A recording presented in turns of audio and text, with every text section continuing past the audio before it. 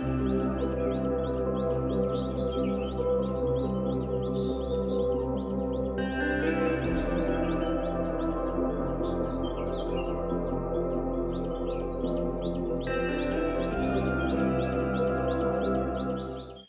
everyone and welcome to Fresh from my garden.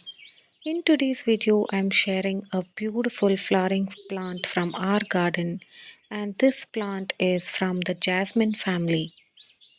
This is a variety of jasmine called the Red Kunda jasmine or the Jasminum Elongatum. The buds of these beautiful flowers are dark pinkish red in color when they are in the bud form, and as they open up and bloom completely, they are completely white in color. But when you look at them during the early morning when they are not in full bloom, we can notice that the undersides of these flowers are pink in color. This is a beautiful flowering shrub, but it also has the tendency to become a flowering vine if it is not pruned back regularly. These branches will extend and grow really wide and into a big bush, or it can also become into a vine and they can be trained onto a trellis or onto a support system. Once the weather starts to warm up during the spring and summer season, these flowers are in full bloom, and we can see clusters of flowers blooming continuously throughout the flowering season. Currently, we are having a lot of continuous rains here in Bangalore, and these flowers are in full bloom in our front garden.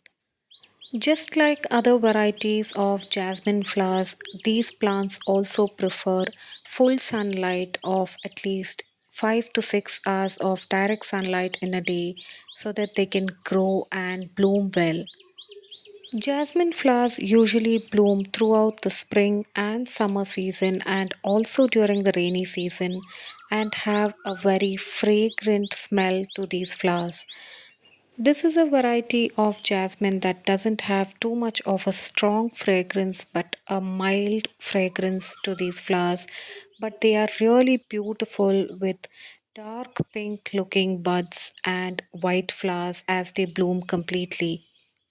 These plants need to be regularly watered at least once a day, especially during the hot summer season, so that they can grow and bloom regularly throughout the season. We can use different varieties of organic fertilizers for these flowering plants so that they can bloom continuously. And we have used rock phosphate and seaweed granules as fertilizers for these flowering plants. Groundnut cake or mustard cake is also a very good fertilizer for flowering plants, and it promotes a lot of new buds and lot of flowers on many of the flowering plants.